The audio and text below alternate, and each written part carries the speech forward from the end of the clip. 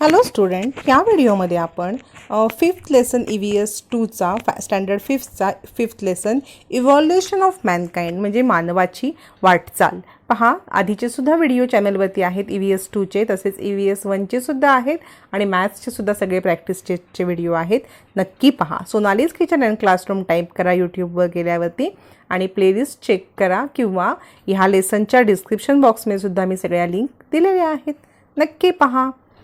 Evolution of Mankind पहा. ह्याच्यामध्ये आपण मानवाची वाटचाल कशी झाली, आपण लास्ट लेसनमध्ये बघितलं की आधी मानवापासून मानव कसा निर्माण झाला. हे आपण आता ह्या लेसनमध्ये बघणार आहोत. आधी मानव आपण लास्ट लेसनमध्ये बघितलेला आहे एप्स, आणि आता ह्या लेसनमध्ये आपण त्याच्यापासून एप्सपासून मानव कसा तयार झाला हे पाहणार आहोत. त्याच्यामध्ये 2 पॉईंट आहेत.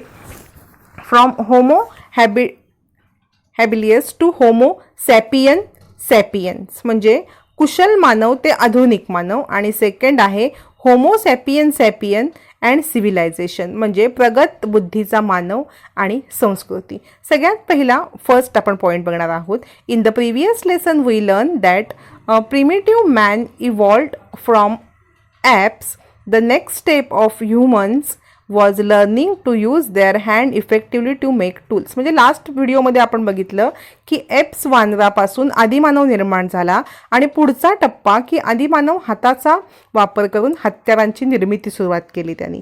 पहा, from homo habilis of homo sapien to homo sapien. The skilled man म्हणजे कुशल मानव आपण बघणार आहोत. कुशल मानव. The species of humans who could use their hand skilfully as known as skilled human म्हणजे मानवाने आपल्या हाताचा कुशलतेने वापर करायला सुरुवात केली, तो मानव म्हणजे द स्किल्ड ह्युमन. बघा, the first evidence of this species was found in the border region between Tanzania and Kenya in the continent of Africa.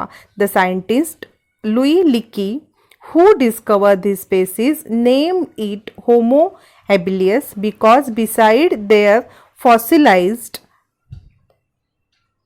remains he found some tools made by them. In Latin, homo means man and habilis mean the one who use their hands skillfully.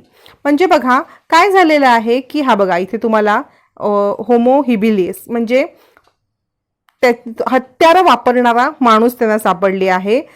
Stone chopper made by होमोलियस म्हणजे हे बघा दगडाची तोड हत्यारे आहेत. ही दगडाचा उपयोग करून हत्यारं केलेली आहेत.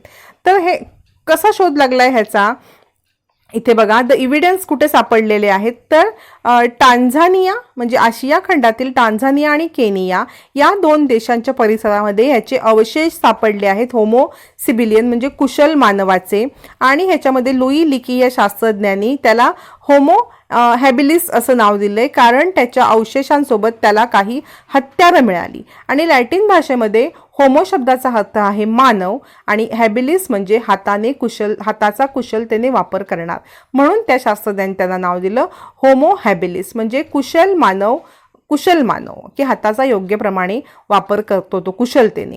तो 2 पायावरती उभा राहू शकत होता. हा मानव 2 पायावरती उभा राहू शकत होता, मात्र त्याच्या पाठीचा कणा हा पूर्ण ताठ नव्हता, थोडा त्याला बाक होता. हा मानवाचा मेंदू एप्स आपण बघितलं ना लास्ट ह्याच्यामध्ये, एप्स या एप्सपेक्षा थोडा मोठा होता आणि ह्याच्या चेहऱ्याची आणि हातापायांची वैशिष्ट्य त्याच्यासारखीच होती. हातपाय बघा सगळ्या माकडासारखेच दिसत आहेत की नाही ते, असं सांगितलेलं आहे. पुढे आहे the stone tool made by homo habilis were not useful for hunting big animal. They had limited use such as scraping meat from the skin of dead animal or breaking bones to get the marrow. म्हणजे बघा त्यांनी जी हत्यारं बनवलेली ती मोठ्या प्राण्यांची शिकार करण्यासाठी योग्य नव्हती. फक्त मांस खरडवणे स्किनचं किंवा हाडांच्या आतला मऊ भाग खाण्यासाठी इतक्याच कामांमध्ये उपयोग होत असे त्याचा. We can infer from this that homo habilis was a फॉरेजर.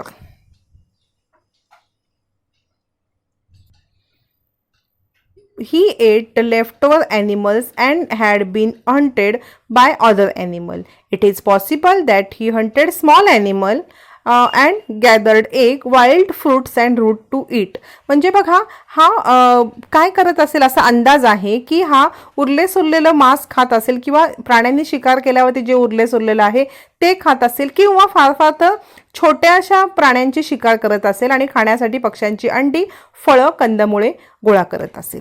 हा आपण बघितला स्किल्ड ह्युमन म्हणजे कुशल मानव. आता नेक्स्ट स्टेप आपण बघणार आहोत. पहा, होमो इरेक्टस. बघा ह्याला ताठ कण्याचा मानव मराठीमध्ये. Homo erectus marks as important stage of human evolution.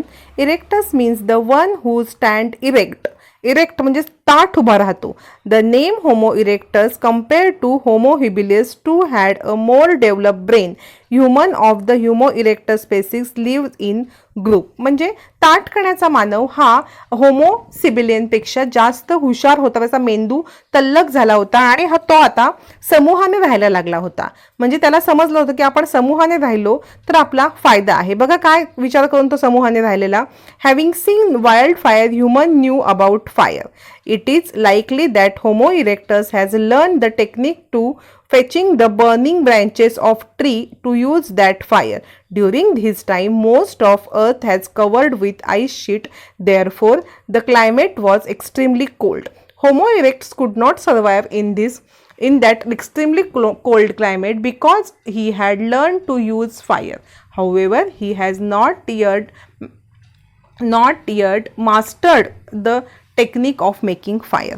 म्हणजे बघा जंगलात लागलेली आग पाहून त्याला आग हे कन्सेप्ट क्लिअर होता. आग कशी लावायची की फांद्या एकमेकावरती घासून किंवा जळत्या फांद्या आणून जिथे आग लागले तो आग लावण्याचं तंत्र शिकला होता. पण त्यावेळेला पृथ्वीवरती खूप थंड हवामान होतं आणि ह्या थंड हवामान मोठे प्रदेश हिममय होते. पृथ्वीवरील फार मोठे प्रदेश हिममय होते. त्यामुळे हवामान अतिशय कमालीचे थंड होते आणि ह्या वातावरणात टिकून राहण्यासाठी त्याला आगीच्या वापरामुळे शक्य व्हायचं. पण तो आग कशी लावत होता? कुठे जंगलात चुकून आग लागली त्याची जळतं लाकूड आणून आग लावत होता. त्याला अजूनही तंत्र माहीत नव्हतं आग लावण्याचं. Tools made by the Homo erectus were more developed and symmetrical compared those made to Homo habilis. Homo erectus made tools like the hand axe. Remains of Homo erectus have been found along with his tool in the continent of Africa, Asia and Europe. म्हणजे बघा त्यांनी पूर्वीच्या हत्यारांच्या म्हणजे homo हिबिलियसपेक्षा homo इरेक्टसची हत्यारं ही प्रमाणबद्ध होती.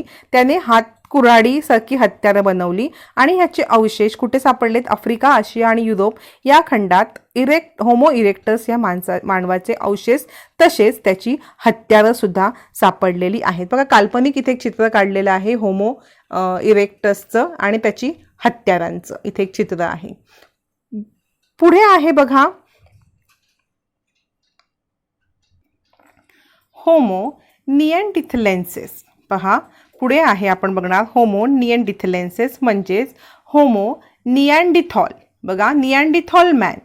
Homo निएंडिथलेन्सिस म्हणजेच ब्रॅकेटमध्ये तुम्हाला दिलेले निएंडिथल मॅन म्हणजेच शक्तिमान प्राणी.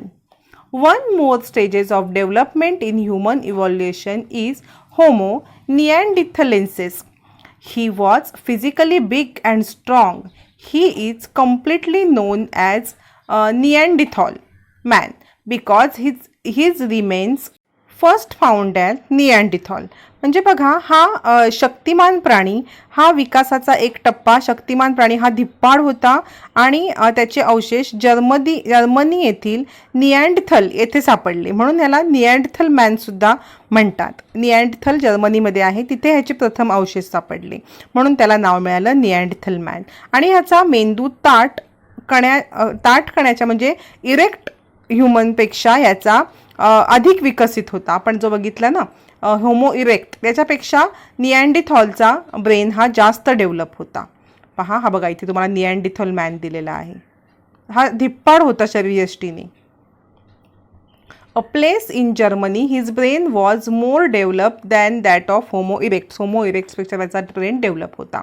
In Neanderthal primarily lived in caves. They made tools out of big pebbles as well as from the flakes scraped off from them. म्हणजे बघा त्याने काय केलं, वस्तीत गुह्यांमध्ये वस्ती करत होता आणि दगडाचे गोटे तासून निघालेले छिलके आणि त्याच्यापासून त्याने हत्यारं बनवली आणि लांब हाडाचे किंवा लाकडाच्या दांड्यापासून भाला कुऱ्हाड असे शस्त्र निर्माण केले त्याने. बघा the Neanderthal hunted big animal. तो मोठ्या मोठ्या ॲनिमलची शिकार करायचा. दे use scrappers made from stone flakes or scrape meat from the hide of dead animal. They used leather clothing. They were mainly meat eaters. They ate meat roasted on fire. They knew the art of making fire by rubbing stick on a hard wood on each other or by striking one flint stone on अनादर obtained spark. म्हणजे बघा ह्या homo इरेक्ट्सला आग कशी लावायची माहीत नव्हतं, पण ह्याला आग कशी लावायची माहिती होतं निअँडरथॉलला. तो काय करायचा की आग लावून त्याच्यावरती मांस खाणारा होता. तो मांस मोठ्या मोठ्या यांची शिकार करायचा कुऱ्हाडीच्या साह्याने.